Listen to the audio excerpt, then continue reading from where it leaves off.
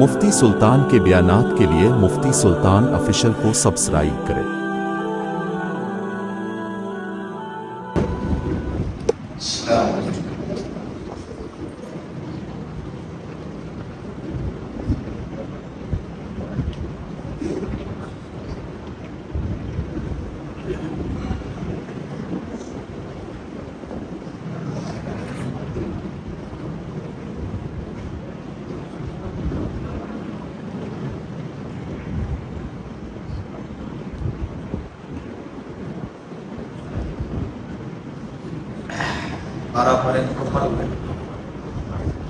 سورۃ التوبہ کی بات چل رہی تھی۔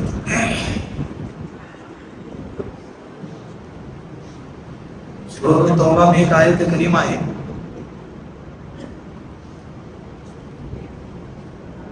قل ان کان آباؤکم وابناؤکم وازواجکم وعشیرتکم واموال اقترفتموها وتجارة تخشون کسادها ومساکن ترضونها احب الیکم من اللہ ورسولہ۔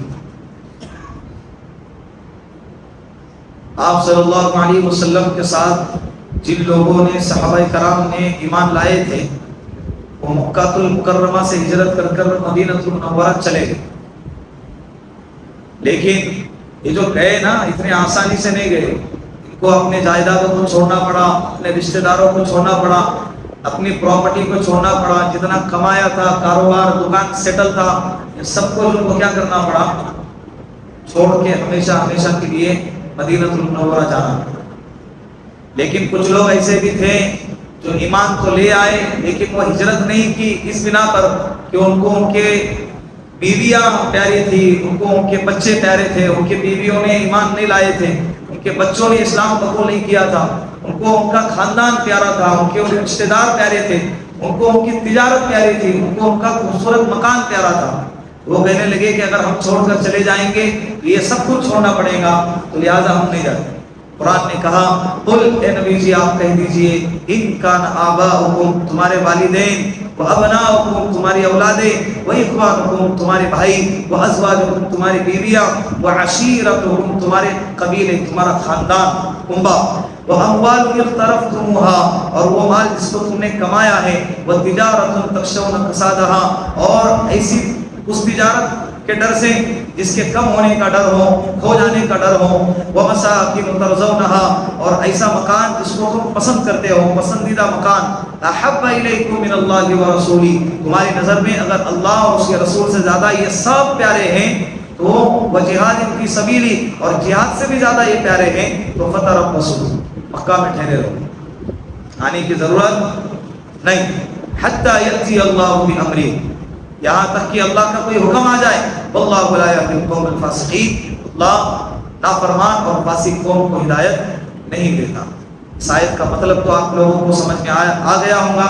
اس کا ایک اور مطلب یہ ہے کہ جب اللہ کے محبت میں اللہ کے رسول صلی اللہ علیہ وسلم کے حکم پر دین کے تقاضے کو پورا کرنے کی بات آئی اور یہ چیزیں آڑے آنے لگی، ہم کو بھی آتی ہیں، اسی لیے قرآن کریم اسی 10ویں پارے کے اندر کہاں ہے کہ انما اموالکم واولادکم فتنہ، تمہارے مال تمہاری اولادیں تمہارے لیے کیا ہیں؟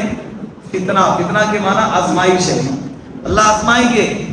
دین کے راستے میں اگر یہ بیچ میں رکاوٹ بنتے ہیں اللہ کے حکم کو پورا کرنے کے لیے، شریعت پر چلنے کے لیے یہ اگر رکاوٹیں بنتے ہیں تو قرآن کہتا ہے کہ تم ٹھہرے رہو تم اپنی جگہ پہ، واللہ لا یہدی القوم الفاسقین اللہ نافرمان لوگوں کو ہدایت بولو نہیں دیتا۔ یہ یعنی جہاد پر ابھارا ہے۔ زندگی انسان کو دو چیزیں پیاری رہتی ہے زندگی، ایک انسان کو اپنی جان اور دوسری انسان کو اپنا مال۔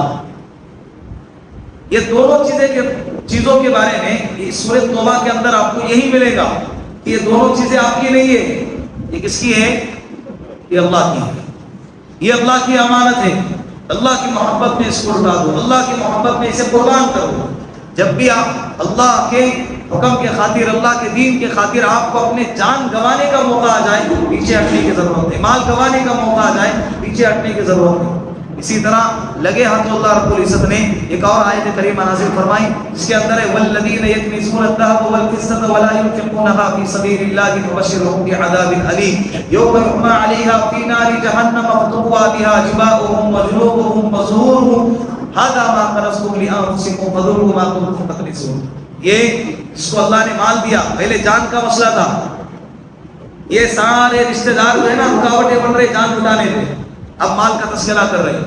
مال دے دیا اللہ نے، اس کے باوجود وہ کہتا ہے کہ میں اللہ کے راستے میں خرچہ نہیں کروں گا، اپنی خواہشات کو پورا کرنے میں لگے ہوئے. ضرورتیں پوری ہو جاتی انسان کی، خواہشیں کبھی بھی دنیا میں پوری نہیں ہو سکتی، اس کی کوئی لمٹ نہیں ہوتی ہے، اس کی کوئی حد نہیں ہوتی ہے.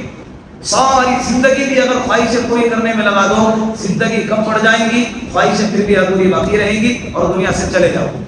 اللہ کے رسول صلی اللہ علیہ وسلم نے ایک مرتبہ صحابہ کرام کو لکڑی کے ذریعے سے مٹی میں ایک لکیر کھینچی، ایک لکیر چھوٹی کھینچی اور ایک لکیر اسی کے بازو میں لمبی لکیر کھینچی.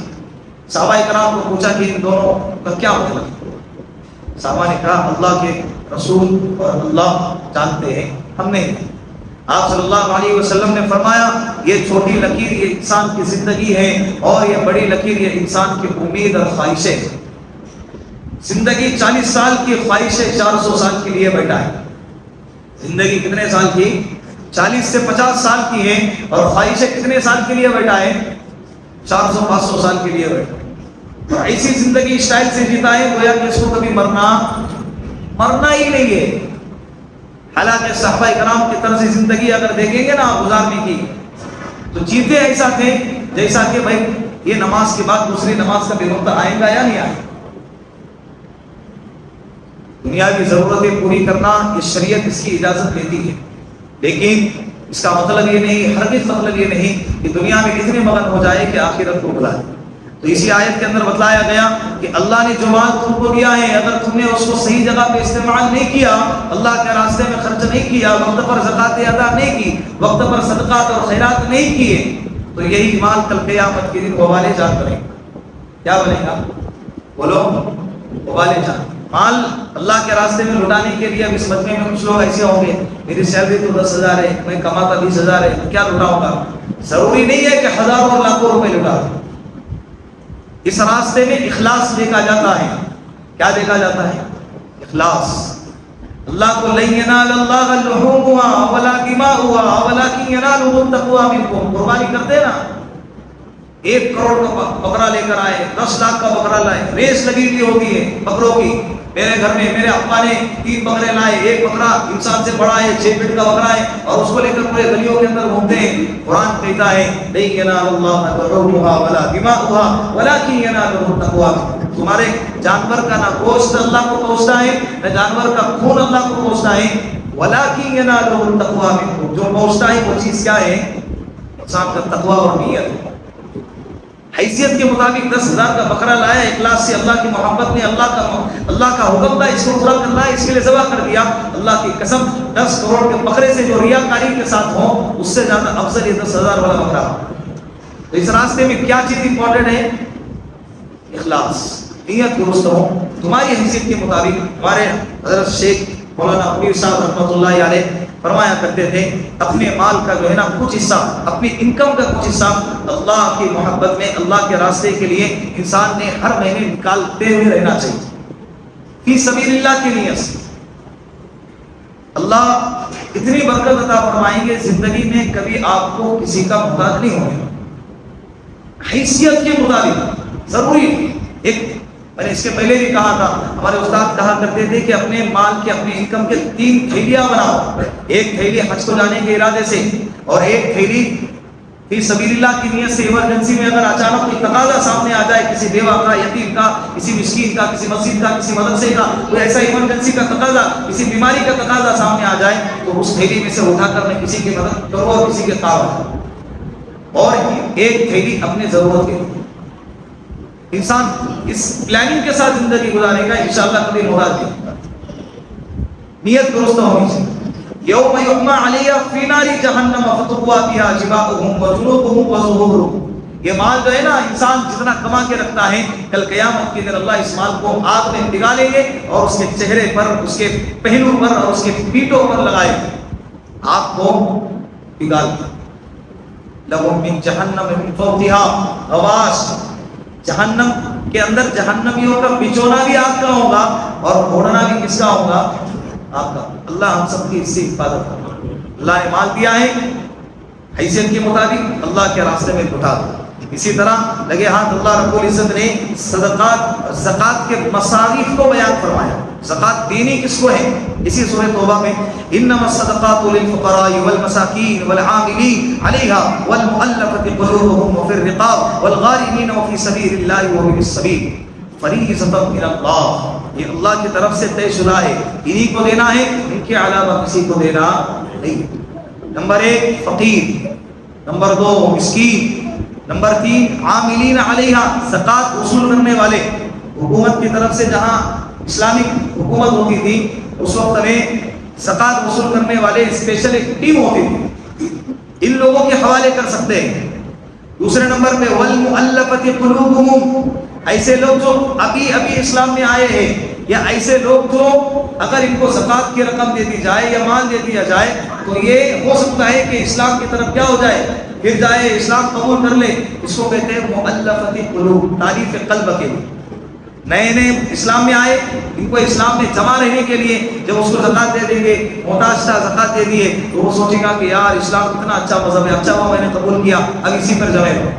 ایک بندہ ہے جو اسلام سے محبت رکھتا ہے لیکن قبول نہیں کیا، اگر اس کو زکوٰۃ کی رقم دے دی جائے تو ہو سکتا ہے کہ وہ اسلام قبول کرے۔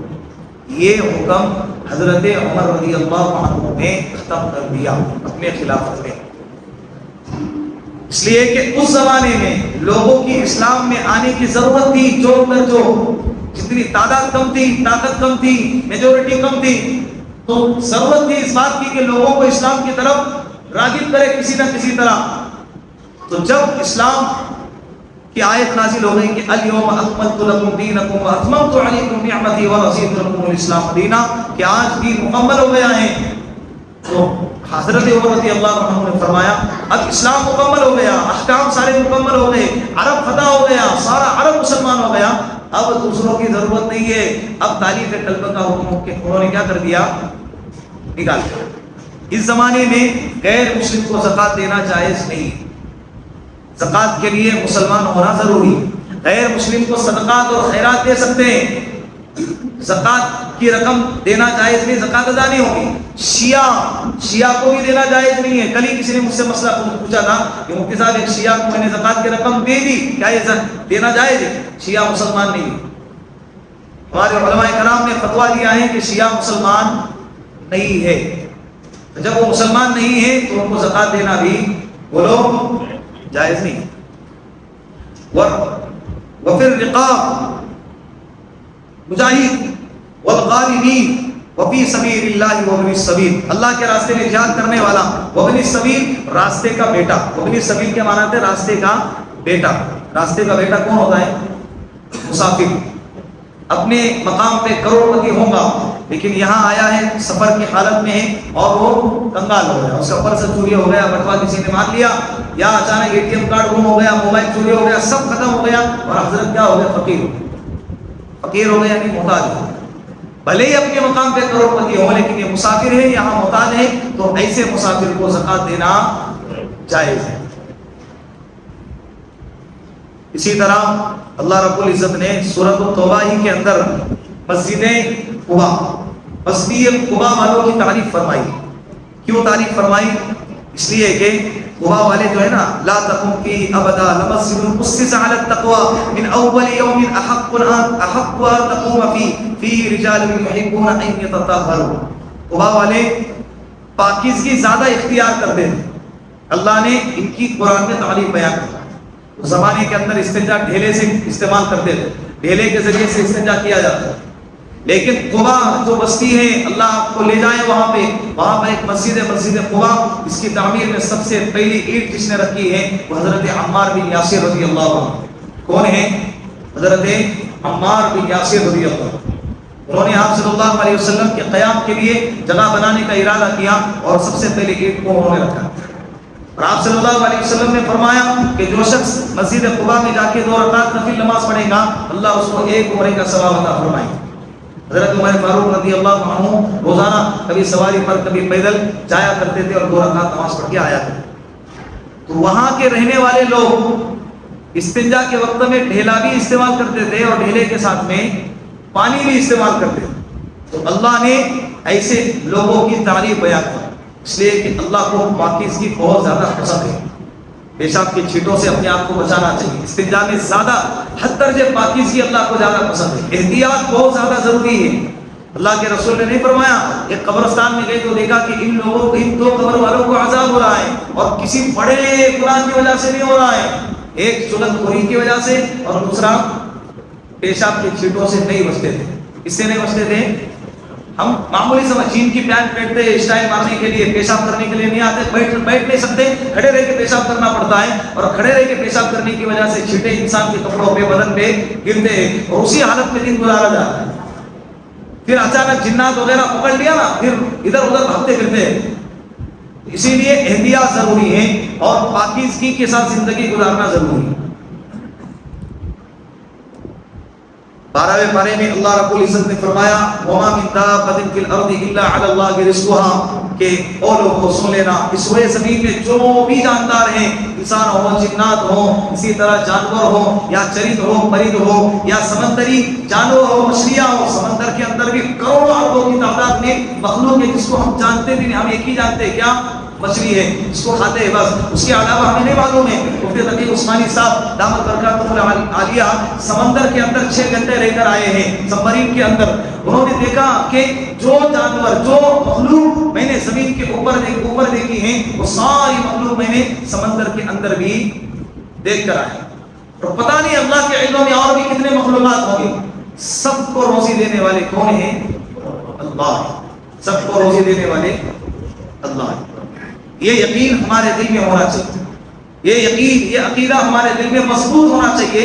کھلانے والی ذات تو اللہ ہے، اللہ کبھی کسی کو بھوکا نہیں سلاتا۔ اللہ کے رسول صلی اللہ علیہ وسلم نے فرمایا اللہ پر بھروسہ اور توکل ایسے رکھو جیسے کہ پرندے رکھتے ہیں کہ تغدو خماصا وتروح بطانا، صبح سویرے خالی پیٹ گھر سے نکلتے ہیں اپنے گھونسلوں سے، لیکن جب لوٹ کر آتے ہیں تو بھرے ہوئے پیٹ کے ساتھ آتے ہیں۔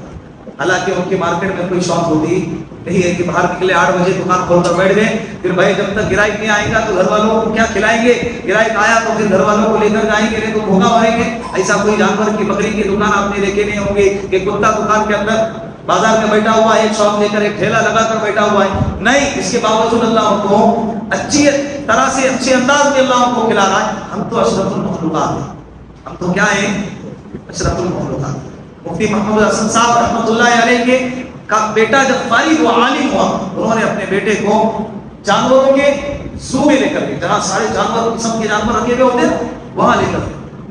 وہاں لے جانے کے بعد ایک پنجرے میں سور بنا ہوا ہے، جی حضرت نے فرمایا بیٹا دیکھ لینا یہ کون سا جانور؟ ہاں جی یہ جانور وہ ہے جسے ہم نام لینا زبان پہ لینا بھی پسند نہیں کرتے، لوگ اس کو حقارت کی نظر سے تذکرہ کرتے ہیں اور اس کو گالی کے طور پر استعمال کرتے ہیں۔ ایسے گندے جانور کو بھی اللہ روزی دیتا ہے تو اللہ تجھے اور مجھے نہیں دے گا؟ روزی کے پیچھے اپنے آخرت کو دبا رہا، روزی کے خاطر حلال اور حرام کوئی تمیز باقی نہیں رہی، دھوکہ دے رہے دوسرے کو نفع نقصان کی خاطر، اپنے ضرورتیں اپنی خواہشیں پورا کرنے کی خاطر۔ بیوی نے کہا مجھے اچھا سے اچھا سوٹ چاہیے، اس کے خاطر بچوں کو اچھے سے اچھا ایجوکیشن دلانے کے لیے حلال طریقے سے اگر یہ ساری چیزیں ملتی ہے تو الحمدللہ، بلکہ ثم الحمدللہ، اور اگر نہیں ملتی تو جتنی چادر ہے، جتنی ضرورتیں ہیں، اللہ نے جتنی آپ کی حیثیت رکھی ہے اس کے مطابق الحمدللہ کہتے ہوئے اللہ کا شکر ادا کرتے ہوئے زندگی گزارنا چاہیے۔ یہاں جیسے تیسے گزری کٹیں گی، کل قیامت کے دن انشاءاللہ مزے کریں گے۔ ایسے رہے کہ ویسے رہے، وہاں دیکھنا ہے کہ کیسے رہے، نہ عروج اچھا نہ زوال اچھا، میرا رب جس حال میں رکھے وہ حال اچھا، نہ عروج چاہیے ہمیں نہ زوال چاہیے ہمیں۔ اللہ نے ہم کو جس حال میں رکھا ہے، رضینا قسمت الجبار فینا، اللہ کے تقسیم پر راضی رہا کرو۔ اللہ نے اگر سامنے والے کو آئی فون دیا ہے اور تم کو اگر ویوو دیا ہے تو تم اپنے ویوو میں خوش رہو، سامنے والے کو کار دی ہے، تم کو اگر ٹو ویلر دی ہے تو تم اپنے ٹو ویلر میں خوش رہو۔ انشاءاللہ کار والی کی بھی زندگی کٹ رہی ہے، ٹو ویلر والے کی بھی زندگی کٹ رہی ہے، انشاءاللہ مزے ہم یہاں نہیں کہاں کریں گے؟ بولو مزے انشاءاللہ جنت میں کریں گے. یہ خواہشات کی پورا کرنے کی جگہ ہی نہیں ہے. اللہ اگر کامیابی کی علامت، عزت کی علامت، سکون اور راحت کی علامت اگر مال ہوتی نا، اس دنیا کے اندر اس کائنات میں سب سے زیادہ مالدار میرے اور آپ کا آقا محمد عربی صلی اللہ علیہ وسلم ہوتے. ان کو سب سے زیادہ مالدار بناتے، لیکن ان کی زندگی کا حال یہ ہے کہ 3 چاند گزر گئے، گھر میں چولہا نہیں سلگ رہا ہے، پیٹ پہ 2 پتھر باندھ رہے بھوک کی وجہ سے. ایسے ہی نہیں، شوق سے نہیں. کیوں باندھ رہے؟ بھوک کی وجہ سے. کھانا نہیں مل رہا ہے. 3 دن گزر گئے، 4 دن گزر گئے، ایک لقمہ پیٹ میں نہیں گئے. ہماری صبح میں پیٹ بھر کے دبا کے سحری کرتے ہیں، اور عصر اور مغرب سے پہلے ہماری حالت کیسی ہوتی ہے؟ منہ لٹکا کے 2 لوگ ادھر بیٹھے ہوئے ہیں، 4 لوگ ادھر بیٹھے ہوئے، بات کرنے کی کیپیسٹی نہیں ہوئی. صبح میں سحری کیے ہوئے دبا کے عصر کے وقت میں ہماری حالت زار ہو جاتی ہے. تو سوچو جس کے پیٹ میں 4 دن سے لقمہ نہ گیا ہو، اس کی کیا حالت ہو گئی. تو مالداری اور سکون اور راحت اور عزت کی علامت یہ نہیں کہ مال زیادہ مل جائے. اللہ نے ایمان دیا نا، اللہ کا کرم ہے، اللہ کا شکر ہے. ہمیں فخر ہے اس بات پر کہ ہم دنیا میں سب سے زیادہ مالدار ہے نا. اللہ کا شکر ادا کرو. الحمدللہ رب العالمین علی دین الاسلام. تمام تعریفیں اس اللہ کی جس نے ہم کو اسلام پر پیدا فرمایا. الحمدللہ علی نعمت القرآن. تمام تعریفیں اس اللہ کی جس نے ہم کو قرآن جیسی عظیم نعمت سے نوازا. الحمدللہ علی نعمت الحبیب علیہ الصلوۃ والسلام. تمام تعریفیں اس اللہ کی جس نے ہم کو ہمارا حبیب جیسا نبی عطا فرمایا، محمد عربی صلی اللہ علیہ وسلم. وآخر دعوانا الحمدللہ رب العالمین.